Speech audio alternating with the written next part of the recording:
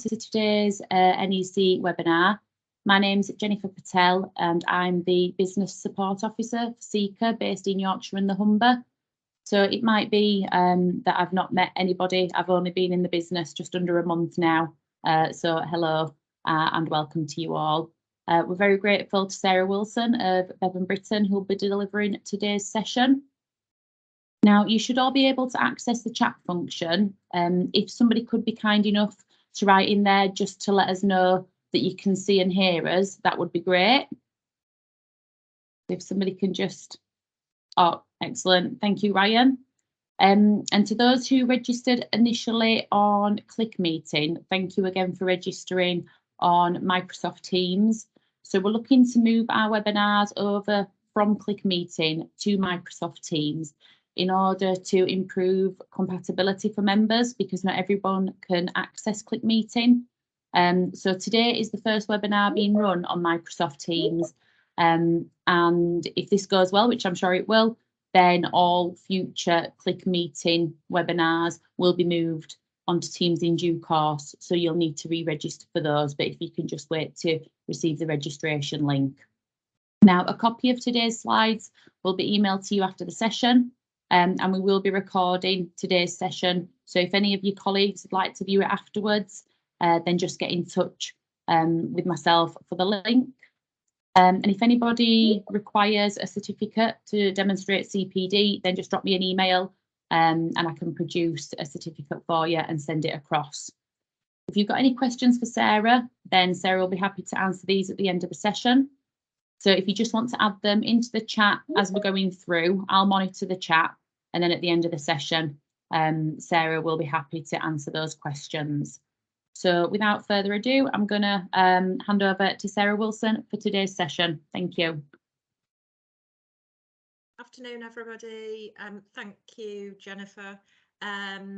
Yes, so today's topic, we're looking at the NEC form of contract. And what we're doing today is a comparison between the engineering and construction contract, so the contract that hopefully most of you in the room today will be familiar with, but we're doing a comparison with the NEC professional services contract.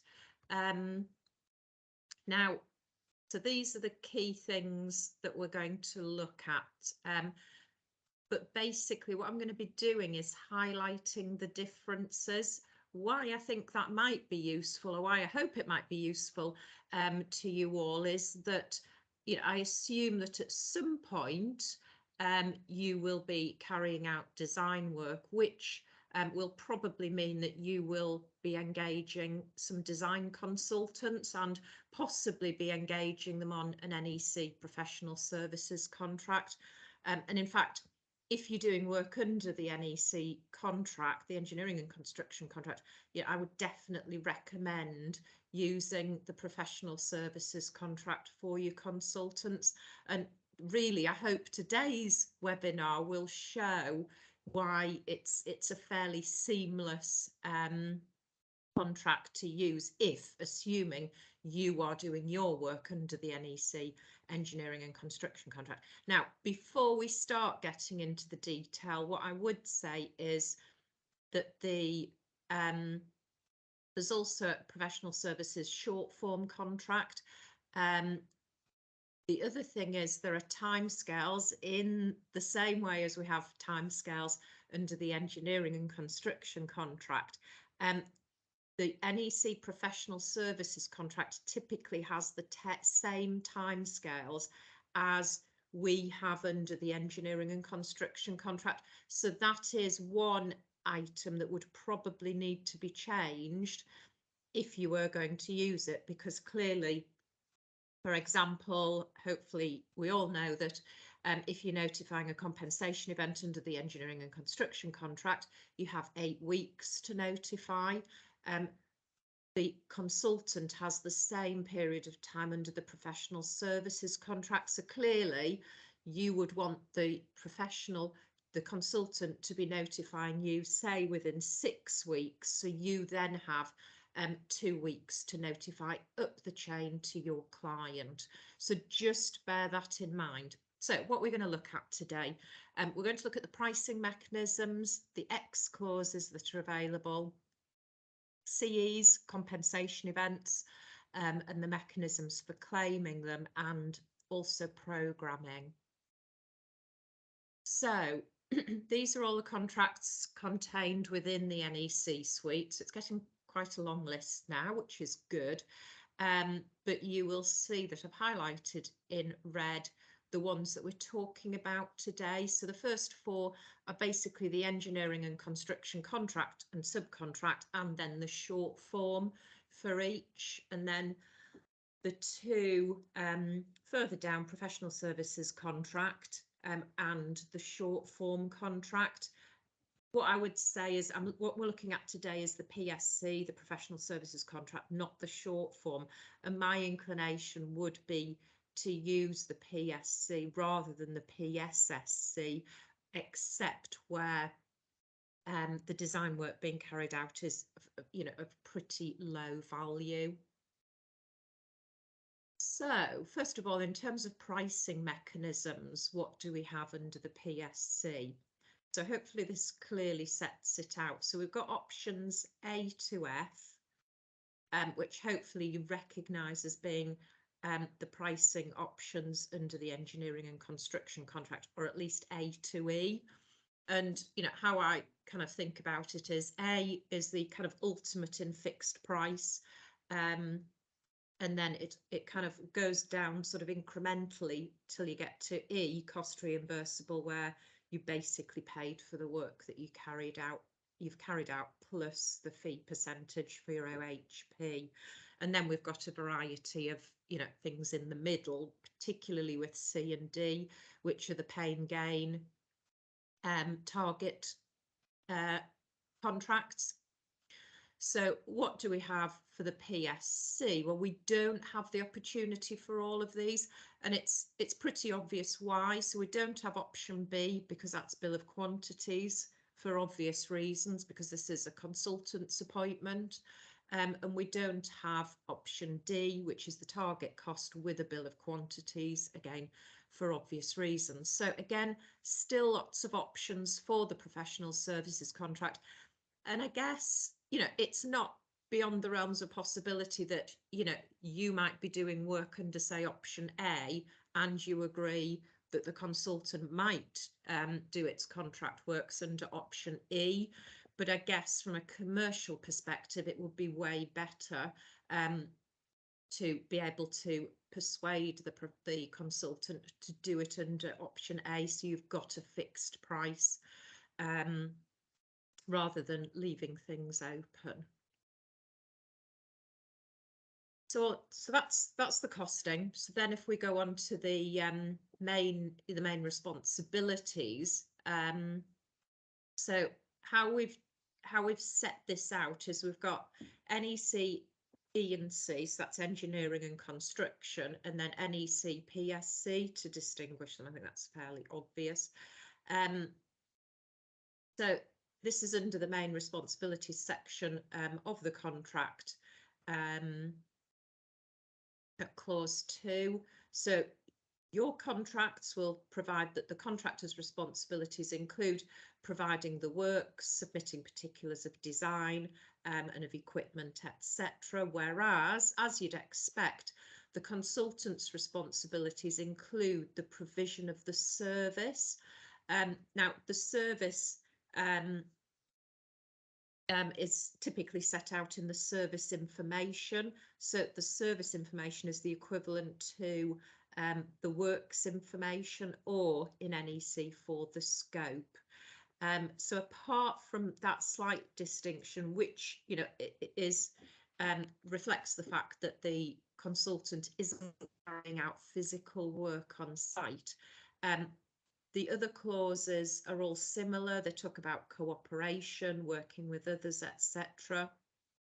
And, so to a great extent, and this is why I said at the start, I think if you're using the engineering and construction contract, you would use the professional services contract, because, they very much mirror each other insofar as is relevant. in terms of timescales, so this is clause 3 of NEC. So it covers for things like the takeover provisions, so that's at clause 35. So in particular, it states that, you know, in certain circumstances, the client, the employer, need not take over the works before the completion date. So particularly if the contract data states it's not willing to do so. Now, these provisions aren't included in the professional services contract because, again, there's no issue about takeover. Obviously, there is an issue about completion, but there's no takeover because takeover is the physical act of going onto site and taking over the physical works. In terms of programming, the contracts are pretty similar, as you'd expect. So, you know, the key point is that if the programme isn't appended to the contract, then the first programme has to be submitted. So contractors have to submit it to its employer or its client, professional services contractor. So the consultant has to submit it to you people, the contractor, for approval. And the kind of indented bullet points set out all the issues that both parties need to include, so they mirror each other. And you know, this is, you know, a good example of why, you know, the contracts work well together, and why they should be used together, and also why, you know, as a contractor, you are putting yourself in risk at risk if you sign up to an engineering and construction contract under NEC, but then you engage your consultants under a different form of contract, because most other forms of standard professional services appointments, and you know, even the bespoke contracts that, you know, generally law firms, you know, have, and that they can tailor to projects, don't require this kind of detail from the consultant in terms of programming.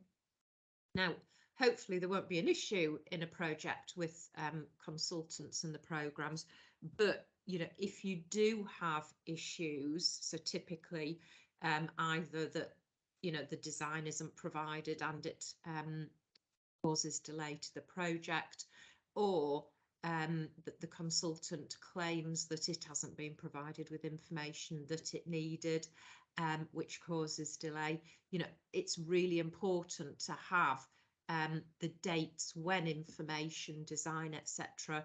is required to be submitted, so that, you know, those claims can either be proven or rejected clearly, and without you know, arguments as to when things should have been submitted to which party.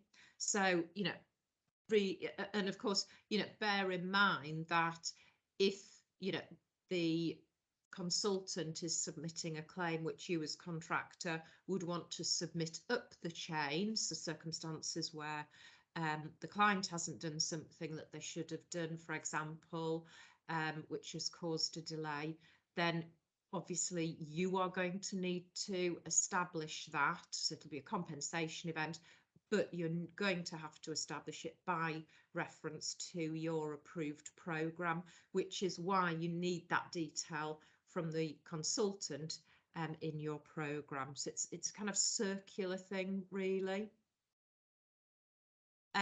Next point in terms of quality management. So, you know, as we're kind of seeing from this, the clauses are very similar.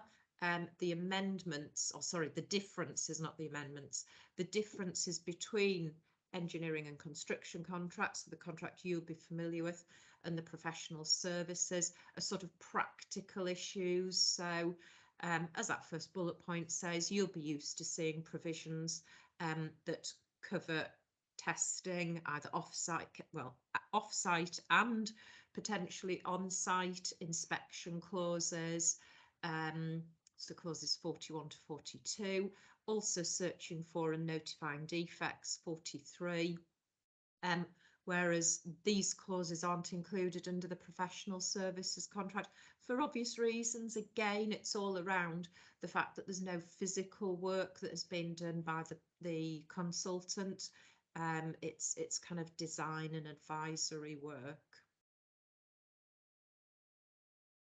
So then if we move on to compensation events. So the good thing here is that generally speaking, the provisions are very similar. So they're sort of stepped down.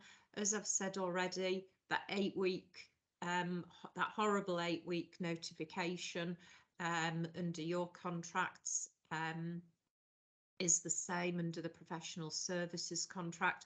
Just on that point as well, and I probably say this every month we do these seminars. Typically, if you have any Z clauses in your contract, so amendments to your contract, that 8 weeks will typically be reduced for you.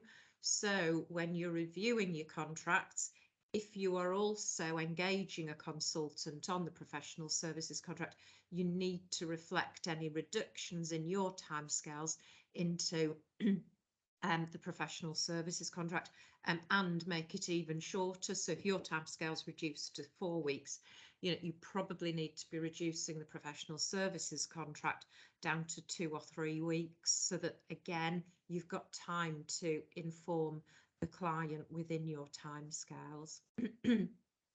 So the requirement to notify compensation events is still the same. And also the requirements for assessing compensation events, for the provision of quotes, etc. So all those things that we talk about generally are all the same. Where there is a difference is in the number and type of compensation events.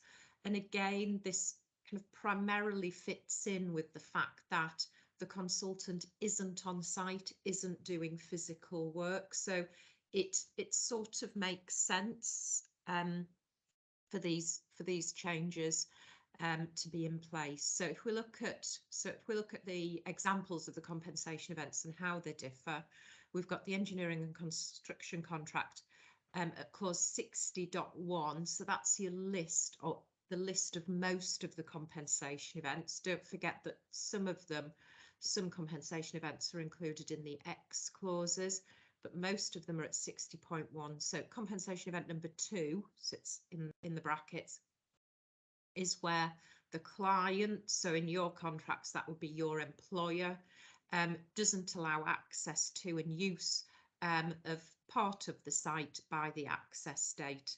The access date will be set out in the programme. So it's slightly different in the professional services contract. So it's where the client does not allow access to a person, place or thing by the access date. So again, the consultant is not going to ever get access as such to the site. So that's the reason for those amendments.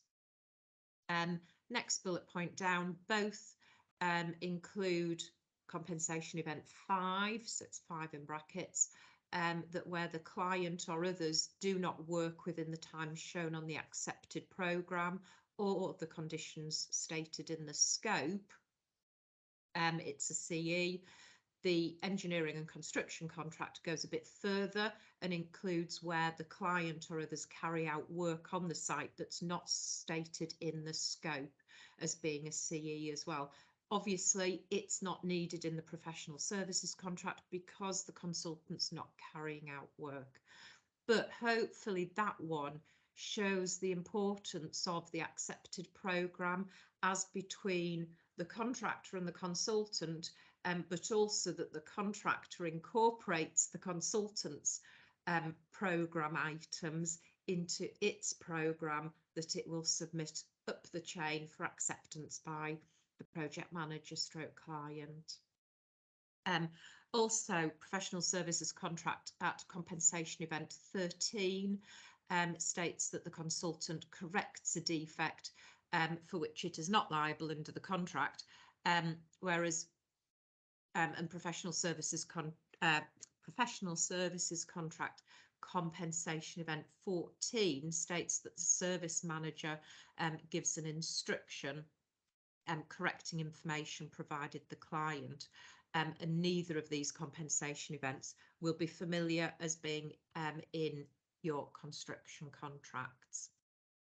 So there are a number of compensation events that are in the engineering construction contract but are excluded from the professional services contract, and these are typically around the fact that contractor is on site doing physical work. So that first one, so compensation event 60.1 number 7, where the project manager gives an instruction for dealing with the historical object, object of value, etc.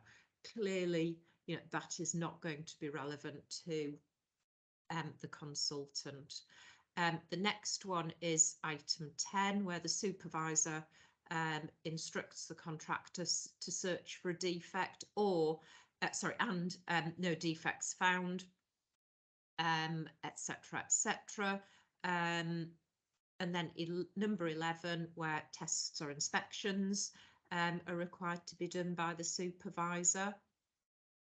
Also, one of our favourite compensation events, number 12, which relates to ground conditions, physical conditions. For obvious reasons, that's not a compensation event under the professional services contract.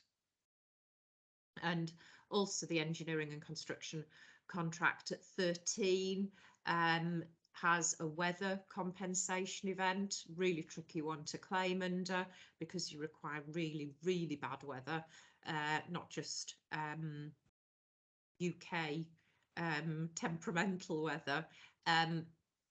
Again, not a CE under the professional services contract.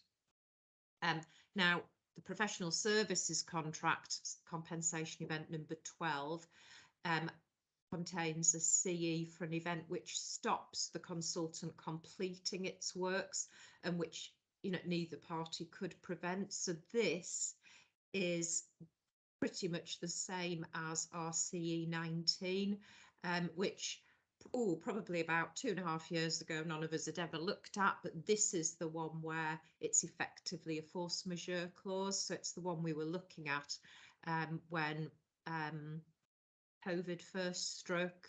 It's also one we've looked at in terms of the superinflation that we're seeing in terms of, you know, something that nobody had anticipated or reasonably expected. Next one is compensation event 16. So it's the final bullet point on the slide.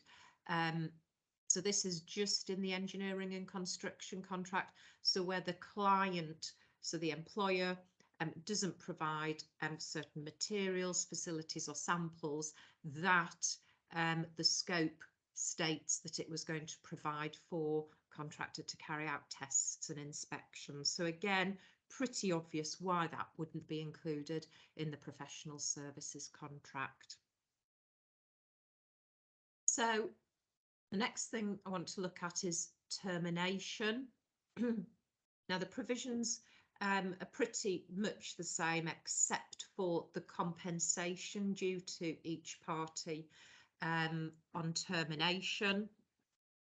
The grounds for termination are pretty much the same. As I say, it's just the compensation that's slightly different. But again, it's reflective of the fact that the consultant is unlikely to incur certain costs by virtue of the fact that it's not on, the consultant isn't based on site in the way that the contractor is.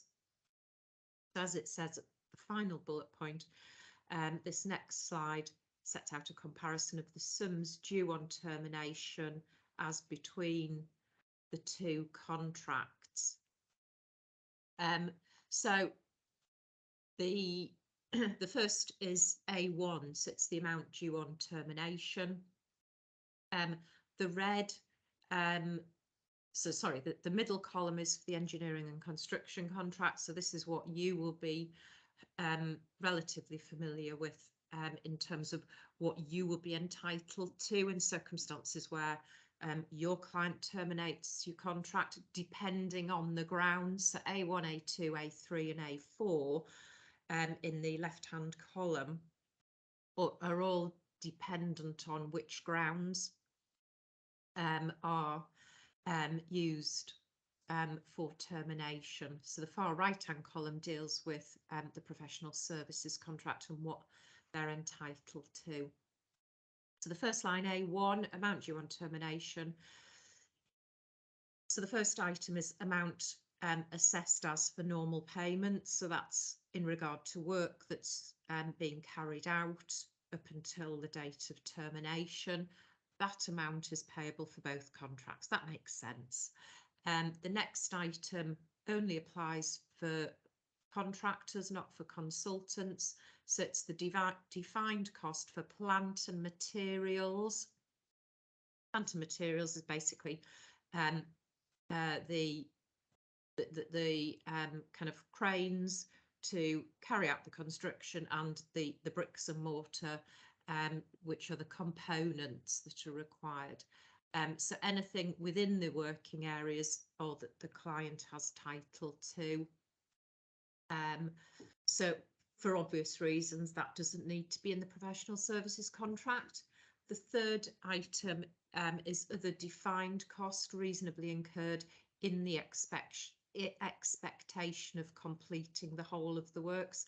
So that might be, for example, costs that the contractor has committed to complete the work, so fix some subcontractors' fees, that kind of thing, and that's also included in the professional services contracts, are payable under that as well. Next one, item 4, is any amounts retained by the client, so retention, etc.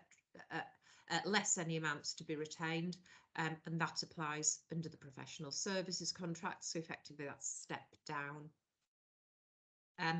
And finally, for the construction contract only, a deduction of any unrepaid balance of an advance payment, which obviously won't apply to the professional services contract because there won't be any advance payments to them.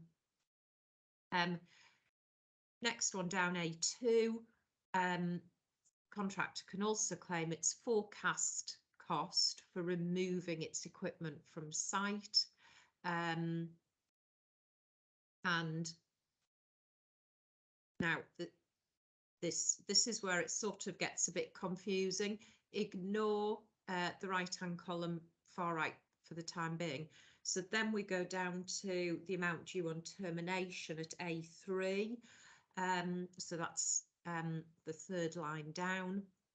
As far as your contracts are concerned, contracts, there's a deduction for the forecast of the additional cost to the client of completing the whole of the service. Now, this is payable where where the contractor's contract has been terminated because the contractor was in default, in a way which entitles the client, the employer, to terminate its contract. And in that circumstance, the client is entitled to deduct an amount, so keep an amount aside to allow it to complete the balance of the work. And the same applies to the professional services contract, but it's at A2 above. So it's the one that says in the second line, far right hand side, deduction of the forecast of the additional cost to client of completing the whole of the service. So obviously that's important to contractors, because if, for example, the consultant has caused the termination up the chain, then the contractor will want to recover that from the consultant. So again, in line A3, ignore that far right hand column And then we go down to the fourth line. So it's A4, amount due on termination. So in terms of your construction contracts, you get your fee percentage applied to whichever contract you're working under. The red refers to contracts where there's no professional services contract. So the black applies to the professional services contracts. So it's all about the overhead and profit for the uncompleted element of the work, because bear in mind, of course, the work's been terminated, so it hasn't been completed. So this is a sort of loss of opportunity compensation, whereby and it's payable where, again, the contract has been, sorry, in this case, this one's payable where the termination is either because of a fault or a default of the employer or the client, or it's a termination at will, so no default at all by the contractor. So in that case, the contractor is entitled to its overhead and profit for the balance of the work that it hasn't been allowed to complete. And basically, as it says in the final column, see it at A3 above. So it's effectively the same provisions, it's just at A3. So it all makes sense. I think the key thing to remember is if you're ever looking at the different clauses, bear in mind that, you know, if you're looking at claiming under your contract under A4, you're looking at claiming against the consultant under the professional services contract under A3. It's exactly the same provisions, and ditto for A3 under the construction contract, as opposed to A2 under the professional services contract. Because I do think, you know, if you looked at the professional services contract very quickly, you might think, right, there's no A4 claim here, but actually there is, it's just at A3. So in terms of resolving and avoiding disputes, so we're now out of the core clauses and we're into the optional clauses. So the first set of optional clauses, we've got a W, so it's W1 or W2. They're optional. Typically, you will be dealing with W2 because that's based on the Housing Grants Construction and Regeneration Act applies. W1 is when the Act does not apply. Exactly the same for the professional services contract. So you need, so in the contract data or the equivalent for the professional services contract, you need to make sure that if you've got whichever W you have in your contract, it's reflected in the professional services contract. So we're looking at NEC4 here, which has a new option W, which is W3. So it's included in the engineering and construction contract, but not in the professional services contract. So it's the use of dispute avoidance boards. Don't get it muddled with the senior representatives meetings, which are at Ws1 and 2. This is a dispute avoidance board. It is generally for when the Housing Grants Act doesn't apply. So it's really unlikely that you will be using this, but it's basically a whole different, it's to avoid the parties having to go straight to court in circumstances where, for example, the Housing Grants Act doesn't apply and court is the only option. But bear in mind, if you ever are engaged and that W3 applies, you're not going to be able to step that clause down to your professional services contract unless you include some bespoke amendments. So moving on to the secondary option clauses. So these are our X clauses. So these are typically clauses that you may or may not require to go into the contract, or probably more likely the employer, the client, may or may not require. So you'll get the gist as we go along. But for example, it includes things like liquidated damages. So does the client want that, or would they prefer general damages for delay? It includes retention. Yeah, do they want to levy retention? Perhaps they may not, in which case they won't use that retention clause. First one we want to look at here is option X8, which is undertakings to other, strange terminology, I think, but it's basically collateral warranties and third-party rights. So, do we have that in the engineering and construction contract? Absolutely, yes. Do we have it in the professional services contract? Yes, we do. Other secondary option clauses, so other X clauses, so these optional clauses are not included in the professional services contract, but they are included in the construction and engineering contract. So X14, a provision for advance payment for contractors, not hugely used, but interestingly, it's being used more and more. So I would say in the last few months, so just in the last 2 or 3 months, I've heard quite a lot of talk and debate about using advance payment provisions. So be prepared for that. I'd be interested to know if you're finding the same. Another one that's not included in the professional services contract is X15. So this is our critical clause where you as contractor are carrying out design work, because this clause says that your design standard is reasonable skill and care and not fitness for purpose. And hopefully we all know that we do not want fitness for purpose as a design standard. It's wholly inappropriate. It's not covered by your professional insurance, and interestingly, it's not included as an X clause in the professional services contract, because the main core clauses include it as a requirement, i.e.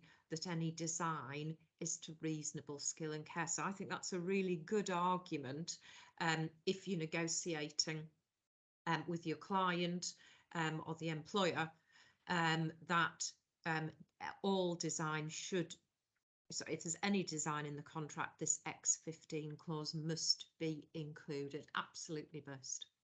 X16 is retention. We all know what that is, and it's not included in the professional services contract. It's just not used.